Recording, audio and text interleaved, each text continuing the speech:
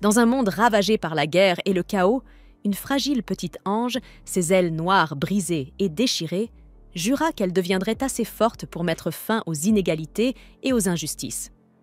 Le temps passa, et cette ange devint la conquérante redoutée. Lufas Mafa, une bande d'aventuriers, s'unit pour l'abattre. Pourtant, elle révéla une puissance dépassant l'entendement, une capacité implacable qui pouvait submerger même les héros les mieux classés. Peu importait la férocité de leurs assauts, Lufas répondait toujours par quelque chose d'encore plus redoutable. Même ainsi, elle ne put sortir indemne de l'affrontement. Leur force était tout simplement trop écrasante.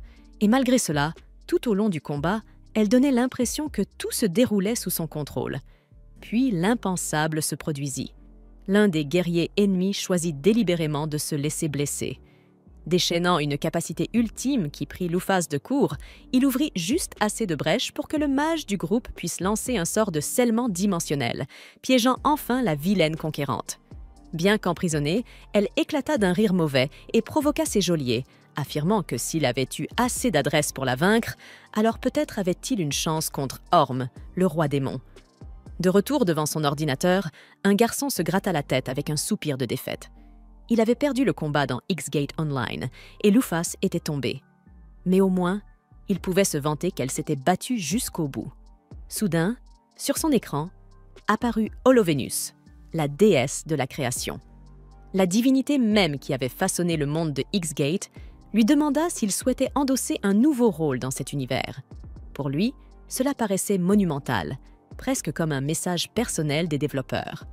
Après tout, son personnage, Lufas Mefahel, était devenu aussi emblématique que le roi démon lui-même. Naturellement, le garçon accepta. En un instant, il fut aspiré dans X-Gate Online, non pas comme un simple avatar cette fois, mais en chair et en os. Un groupe de guerriers et d'aventuriers, menés par leur roi, venait tout juste de briser le sceau de la conquérante aux ailes noires. Ils restèrent figés d'étonnement en voyant apparaître la silhouette devant eux. Portant la main à son nouveau corps, le joueur se figea. Sous ses vêtements se cachait une poitrine, pour le moins, généreuse. D'une manière ou d'une autre, il avait été réincarné en son propre personnage. Lorsqu'il avait créé Lufas, sa logique avait été simple. Si je dois fixer ce personnage pendant des heures, autant qu'elle soit belle. C'était sa toute première mission dans le jeu. Ce qu'il n'aurait jamais imaginé, c'était de devenir elle lui-même, la conquérante aux ailes noires, à la fois terrifiante et éblouissante. Désespéré de comprendre ce qui lui arrivait, le garçon tenta de poser une question. Mais les mots qui franchirent ses lèvres n'étaient pas des questions.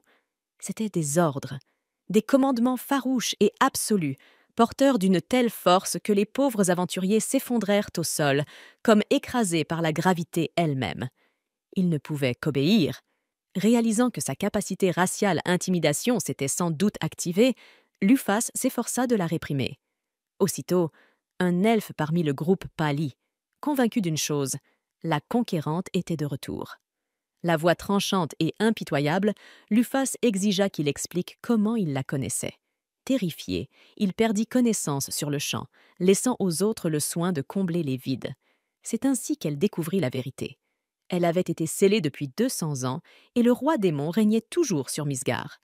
Les aventuriers avaient tenté d'utiliser X-Gate pour invoquer un héros capable de le vaincre, mais, par erreur, ils avaient réveillé Lufas Mafaha.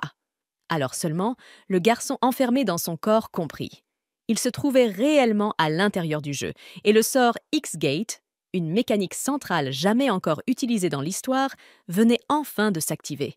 Aussi incroyable que cela fût, ce n'était pas le moment de s'extasier comme un fan. Ce qui comptait, c'était de décider quoi faire ensuite. Voyant la peur dans les yeux de chacun, Lufas jugea plus sage de partir. Elle leur ordonna d'oublier son existence et d'invoquer un autre héros à sa place, quelqu'un qui affronterait le roi démon. La vengeance pour son scellement ne l'intéressait pas. Cette dernière bataille avait suffi. Non, ce ne serait plus l'histoire de Lufas la conquérante, mais celle d'une jeune femme aux espoirs brisés, désormais en quête d'une nouvelle voie, curieuse de découvrir ce qu'était devenu le monde et sous quelle forme il s'était transformé.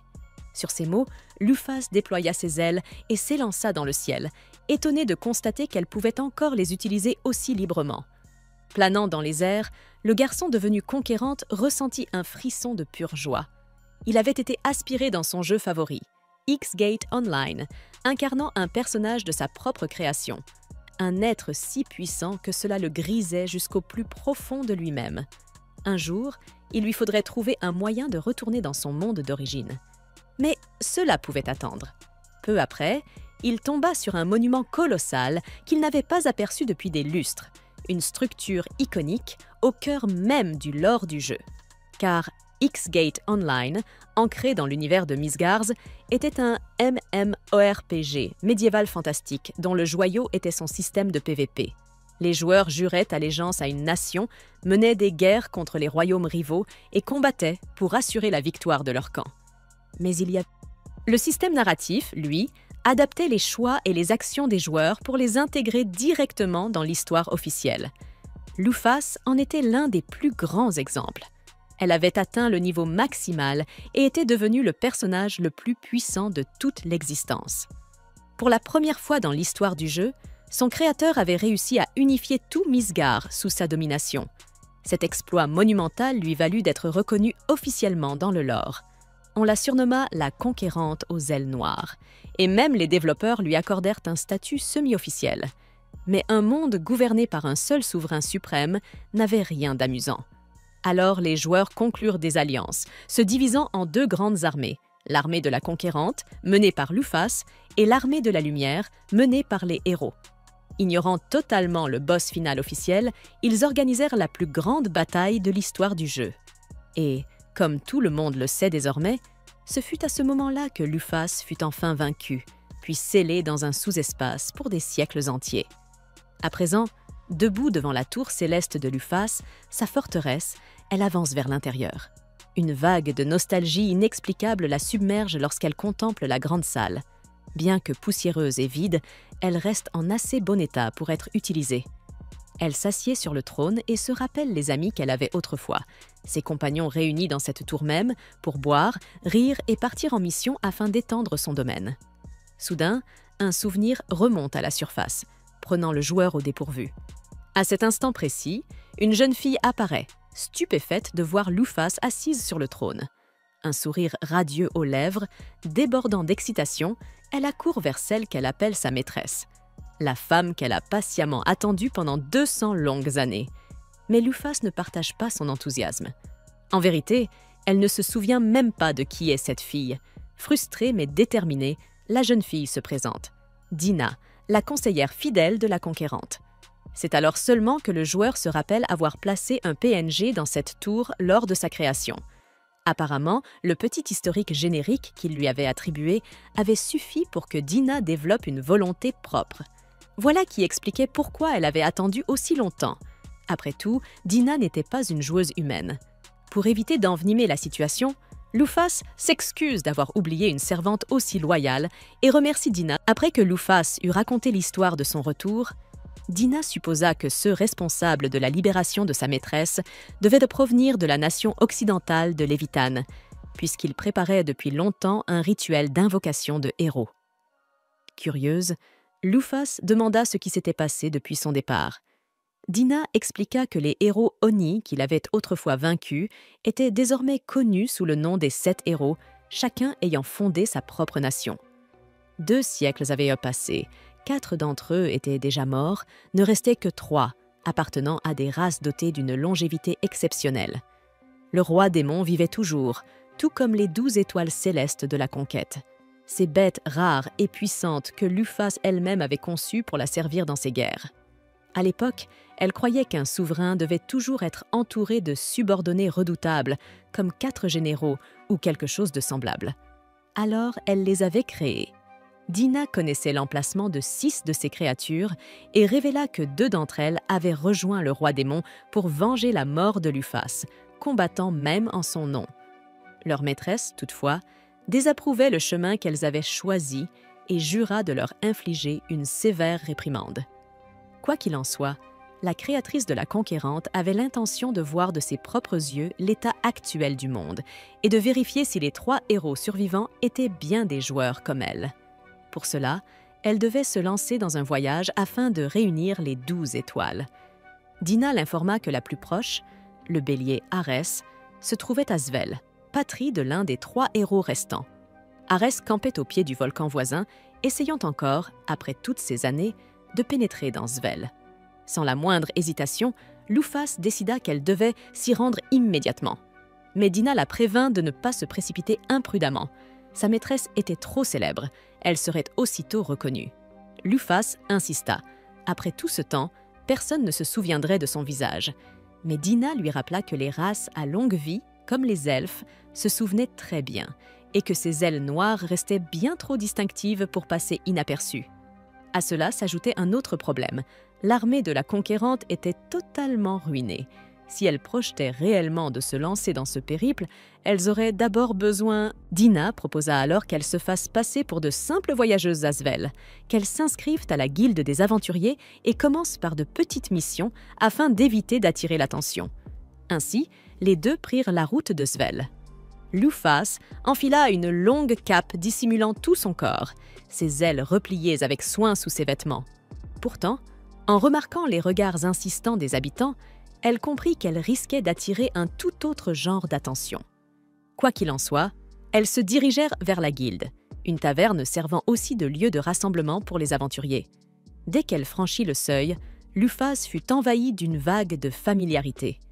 Entourée de types louches et rugueux, elle ressentit un étrange sentiment de confort. Un souvenir nostalgique de ses propres jours d'aventurière, bien avant la fondation de sa nation. Devant le tableau des quêtes, Dina suggéra de commencer modestement par un travail rémunéré une pièce et 200 L, consistant à retrouver une douzaine de chats perdus. Mais Lufas fit remarquer que suivre la piste des animaux par l'odorat était une compétence propre aux hommes-bêtes, rendant la tâche trop compliquée. Dina chercha alors une autre requête, l'extermination d'orques, appelés aussi porcs. Lorsqu'ils étaient tués, ils avaient 3% de chance de laisser tomber un objet augmentant les points de vie maximum. Une occasion parfaite de gagner non seulement une pièce et 500 L, mais aussi un butin rare. Sans perdre de temps, elles se rendirent au village d'Isle. Là, l'ancien se confia, désespéré. Les porcs détruisaient les maisons, enlevaient les femmes et tuaient les jeunes hommes du village. Dina rassura le peuple en affirmant que la solution à tous leurs problèmes se trouvait juste devant eux, et que cette solution n'était autre que Lufas Mafolle. Après avoir localisé le nid des porcs, Dina frissonna et déclara que même la déesse de la création devait regretter chaque jour d'avoir façonné une race aussi ignoble. Lufas répondit que la déesse était miséricordieuse et aimait toutes ses créatures de manière égale. Mais Dina insista. Une telle amour n'avait rien de bienveillant. Quoi qu'il en soit, elle brûlait d'impatience de voir sa maîtresse anéantir ses orques une bonne fois pour toutes. Alors Lufas s'avança, déployant ses vastes ailes noires en se préparant au combat. Elle vérifia d'abord son statut pour confirmer qu'elle se trouvait bien au niveau maximum et que tout était en ordre pour réduire en cendres ces créatures porcines. Bien sûr, il existe une différence entre écraser des ennemis manette en main et le faire dans la réalité. Le joueur ressent une légère inquiétude, mais puisqu'il est déjà là, mieux vaut essayer que reculer. Avec cette pensée, Lufas claque des doigts pour réveiller la création alchimique. Aussitôt, des dizaines d'épées magiques surgissent de la terre et foncent vers les monstres ennemis, transperçant les gardes postés à l'entrée avec une aisance sinistre et une brutalité implacable. Bien qu'elle soit celle qui massacre ces créatures, le joueur ne ressent absolument rien devant le carnage qui se déroule. L'instant suivant, tous les orques se précipitent hors de la caverne pour affronter l'intruse. Ils sont d'une quantité écrasante, et au centre de cette marée se dresse leur gigantesque chef, une menace bien plus redoutable que les autres. La mâchoire de Dina se fige dans la peur, tandis que Lufas, elle, reste parfaitement impassible. Au moment où les monstres se jettent sur elle, la conquérante réalise à quel point ils sont d'une lenteur absurde. Chaque mouvement lui paraît n'être rien de plus que le rampement d'escargots impotents face à sa vitesse. Avec une facilité presque risible, Mafael arrache les têtes des orques inférieurs comme s'il ne s'agissait que d'un jeu d'enfant. Alors que le sang retombe en pluie, les yeux du grand orc tremblent de terreur et la conquérante aux ailes noires ne peut s'empêcher de réfléchir à la fragilité dérisoire de ces créatures. Dans une frénésie désespérée, le chef orc projette tout son poids en avant, enchaînant coup après coup. Le sol tremble sous sa fureur, le terrain s'effondre dans un chaos rugissant. Et pourtant, malgré cette tempête de rage, Lufas reste totalement intact, immaculé, intouché. Lorsque les flammes s'élèvent, emprisonnant le monstre dans une prison ardente, l'être ailé songe que la véritable différence ne réside pas dans leur faiblesse. C'est sa force et sa vitesse qui dépassent tant les leurs que les orques n'existent plus, réduits au néant. Sur cette pensée, Lufas appose doucement son poing fermé contre le front de l'ennemi. Le crâne de ce dernier explose instantanément. Dina contemple la scène grotesque, figée entre la terreur et l'admiration. Tandis que sa maîtresse, ayant écrasé le combat avec une facilité effrayante, conclut qu'on ne pourrait jamais appeler cela une bataille. Non, c'était un massacre.